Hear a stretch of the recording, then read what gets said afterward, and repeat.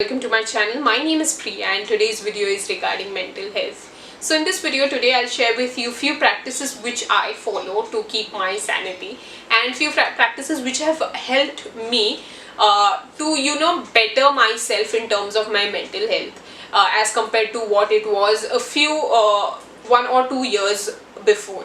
Now I'm not a medical expert or I'm not very someone who has studied into psychology or anything, but I want to share my practices because when I was going through a little bad phase in my life, I had seen various videos which helped me at that point of time. So I thought of giving out the few things that have helped for me, so that whoever is watching this, if it might help them as well.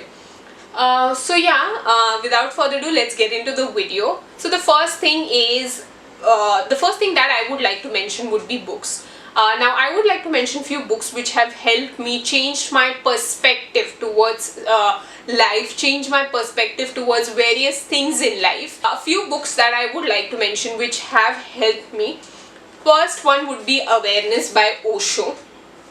This is a book. It mentions here also insights for a new way of living. Now this is a book in which he is explained with examples and related human beings to nature and showed how much awareness is important, because we are just not aware. We are living in our own slumber, and this just shows that even animals are much more aware than us, even if they don't have a superior brain like us. And this is a book which has taught me, being in the present is so important, being aware is so important, knowing about your surroundings is so important. So this first book I would suggest you all to read is Awareness by Osho. It's a very, very nice book, and if you have weird perspectives like I had about Osho, this book will drive that away. So first would be Awareness. Now the second book would be Eat the Frog. Eat the Frog is a very good book if you want to stop procrastinating. Now, when you procrastinate things, you don't even do that thing, and neither do you enjoy, lying down. Even if you are resting, rest. Just don't think, rest, so that you have energy to do that thing the very next moment. You feel relaxed and then you can refresh yourself and then do it. But by procrastinating, you just think, I have to do it. Neither are you resting, neither are you doing that thing. So this Eat the Frog is a thing that, helps you overcome that phase. You are like, no, I have to do it. And believe me, when you push yourself, when you do push yourself to do something, mentally as well, it sorry, mentally also it creates a habit, like wherein you push yourself to do certain things, and then that becomes a habit in your lifestyle. Various things if it is like way out of your comfort zone, obviously you don't have to push yourself, but various things you do, you can do it, you develop that habit. Let me just do it. You just don't delay it. So yeah, second book I would suggest would be Eat That Frog, not the frog, Eat That Frog. Now the third one is by Dandapani, Shiv to Shankara. I have mentioned this book in my monthly favorites. I'll link that video up here. And this video, you must be wondering like how this book and how related to your mental health. Well, in this book, they have mentioned that Dandapani has mentioned in Hinduism, it's considered that if there is no observation, that object does not exist.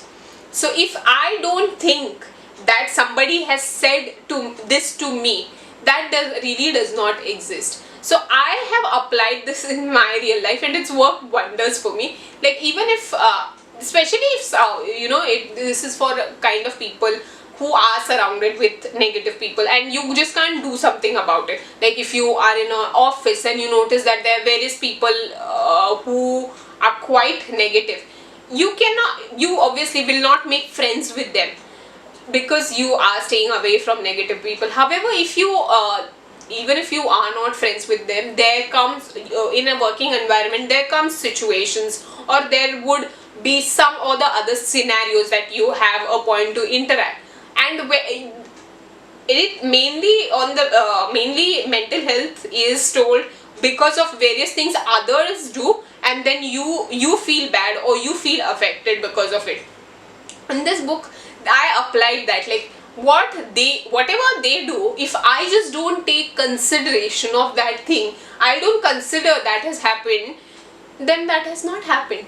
So if someone comes and insults you, but you don't look at it as like that, and you just think, okay, she just came and spoke and went, then that is it. You leave that topic there, and it just does not affect you at all. Okay, the person just had a conversation. You don't see, okay, he spoke loudly or he spoke anyhow. You just had a conversation. You reply in a very graceful way. The other person also would feel, okay, like, what? When you don't give fodder to negativity, when you don't give food or fodder to something, it does not grow and it just goes off. So that is how it is. If you don't see the object, it has not affected you. That object has not happened.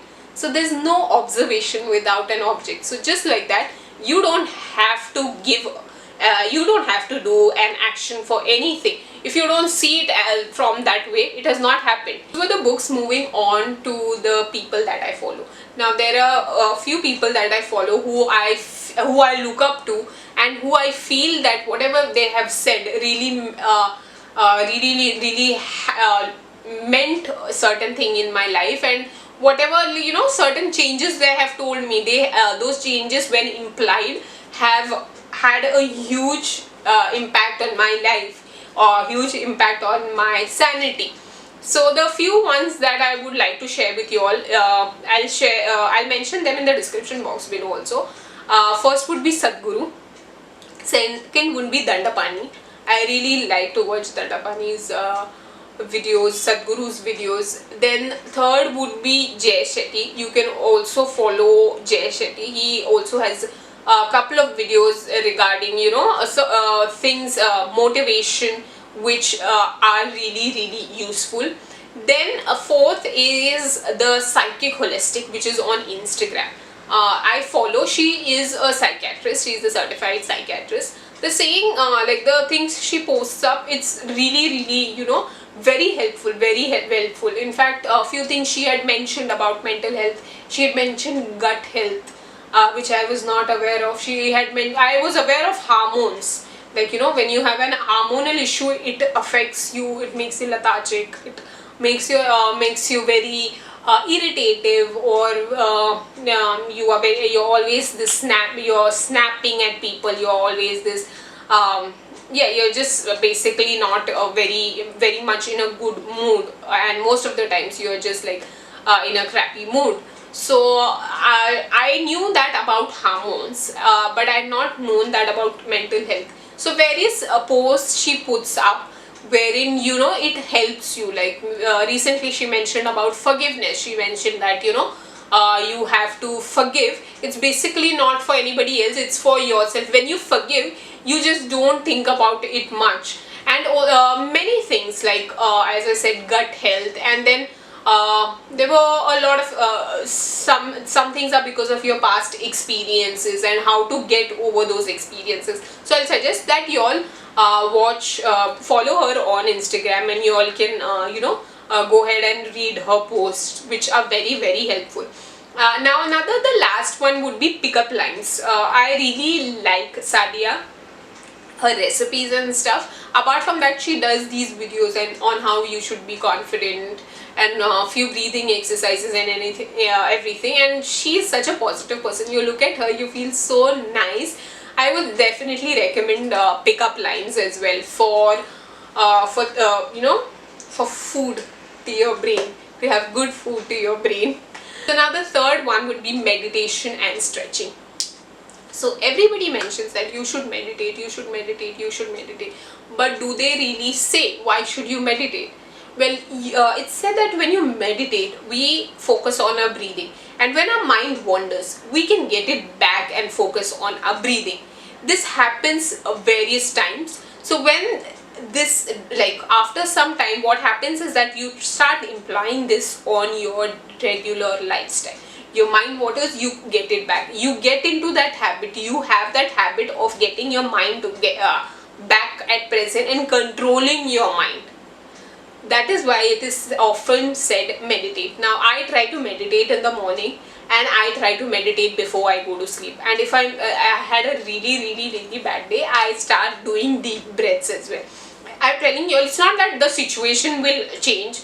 If something has happened, it's not that that situation is going to change, but at least you are in a sane mind to handle that situation. The situation might remain the same, the situation will remain, but you are in the same mind to handle that situation, instead of you just losing it and you will not handle it properly and you'll just make it worst. But you are in a sane mind to handle that situation and to handle that situation much better, giving you very good results, as opposed to what you would have done if you would have just totally lost it.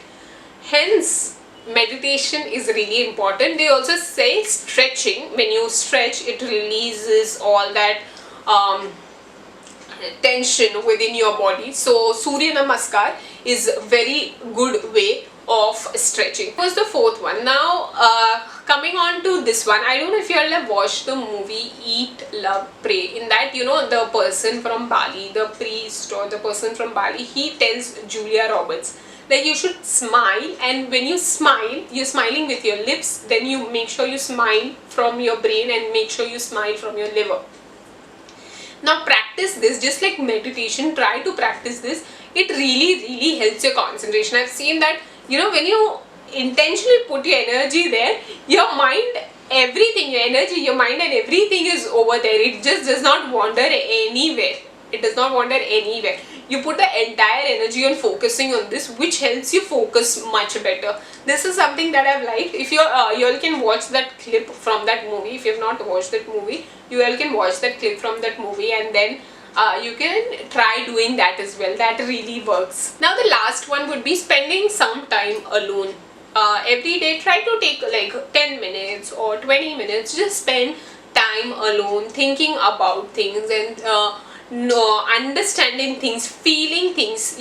When something happens to you, we have a tendency of doing something, just to get over that. We try to do something. Instead, try to sit calmly, sit down with a cup of tea, understand why that happened, understand the situation, and understand what the situation was, so that you don't repeat that again. You don't repeat the same mistake again, because you have understood, you have analyzed. Otherwise, when we move to another situation, it just becomes a tendency of repeating those mistakes again. So it's always suggested that you sit alone, spend some time alone, which will work wonders for you. That's it for this video. I hope you all liked it. If you all did, please give this video a thumbs up and like, share, subscribe to my channel. Ta-da guys!